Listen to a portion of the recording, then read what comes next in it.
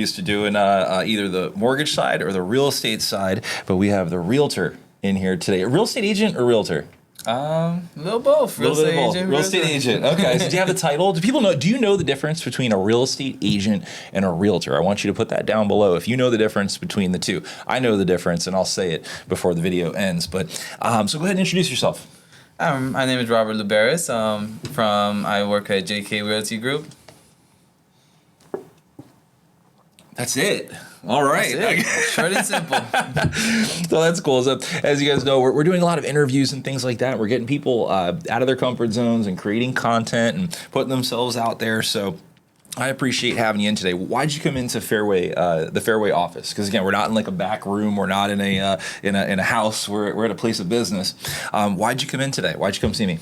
Oh, for today, we're just doing some headshots for my business cards and my business profiles. That was good, huh? How'd the headshot come out? Great. Yeah. What did I say, right, when I took the photo? Hey, first shot. First shot, right? First shot. You got to show. Do you have it on your phone? Do you have it on your phone, the headshot? Yeah. It was first shot. It was literally, I pull up the camera, I set up the lighting, we sit down, we do the headshots right here. It's great. It's a very versatile studio and space. And I take one shot. I go, whoa, I'm going to take some more photos, but that first one, that was it. That was the one. So that's awesome. Look at this guy. Look at this guy. Sharp. Looking sharp. So it's so cool that you have the opportunity to come in and do that. But then above and beyond, we're going to do this and get you some video, and you're able to share a few things out there with the consumers and the people that you deal with every single day. So let's dive right into it. How'd you get into real estate? I got into real estate with my uncle. He used to be a real estate agent.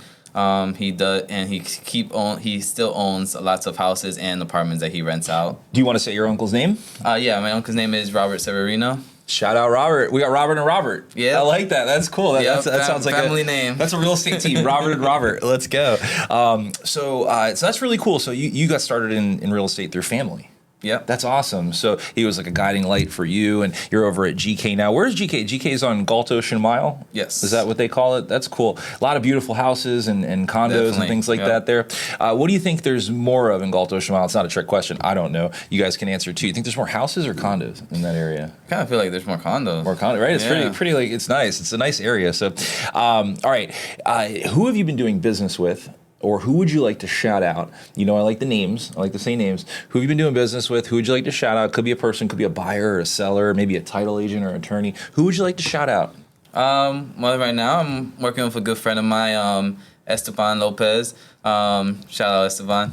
We are trying to work on to get a contract. He's looking to buy hopefully within the next year. That's awesome. That's really cool. So when we're shouting out people here, I always kind of prepare when they're sitting down that these are people you're doing business with, you know?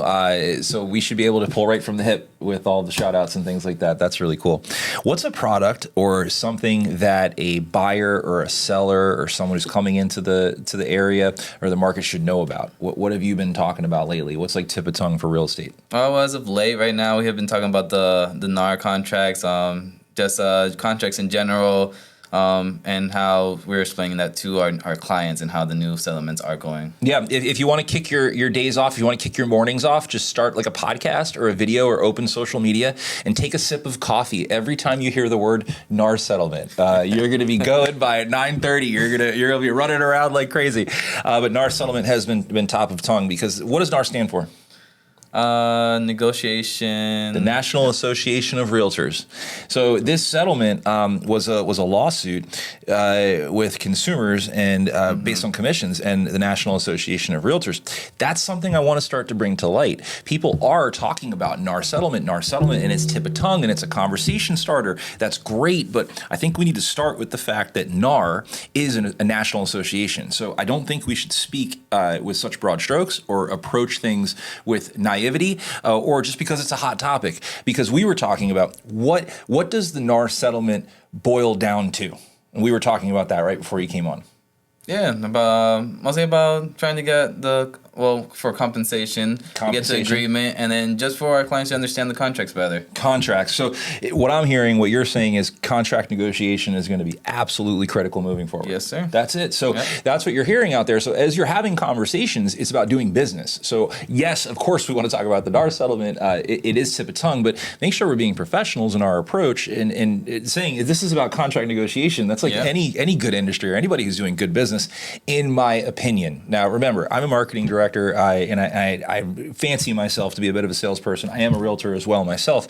So anything I'm saying is opinion. It's from my side, but I hope it does get you excited and moves you in the right direction to kind of get away from the doom and gloom of NAR and the happiness of understanding contract negotiation, because it is a beautiful thing. It is a blessing, because it's how you're going to get paid at the end of the day. It's how you bring value to things. Doesn't matter if you're selling these little guys or selling this or selling this. You have to understand the agreement that's being placed with the consumer and elsewhere. So that's a great thing. So that's awesome. I'm glad you brought that up. That's a big thing, contract negotiation. Yes, it is. So we're rounding the corner. This is a fast podcast. It's digestible stuff.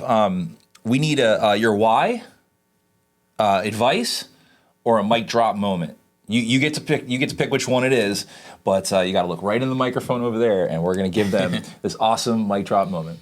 Well, for my why, I see it. I moved around a lot when I was little, so me being a realtor now, I like to find homes for those families where they can find like their forever home, where they, you don't have to be moving every once or twice a year. Kids don't have to be starting a new school year every day, every other year.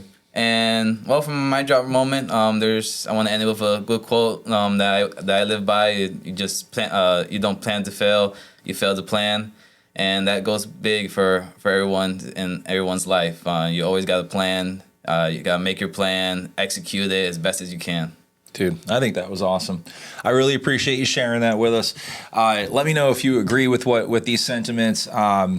Thank you for sharing. I see how important it is, family getting into the industry, talking about contract negotiation, and then if you say that one more time for me, so we got to say it one more time. I got to hear it in your words. That's going to be our we're going to roll out with that one. Say your quote one more time. Don't fail to plan. Plan to well. It's a good one. See, I had a bit of a tongue twister there. This is such a good one, and I've heard this quote so many times, which I think is a fantastic. Do we know who said the quote?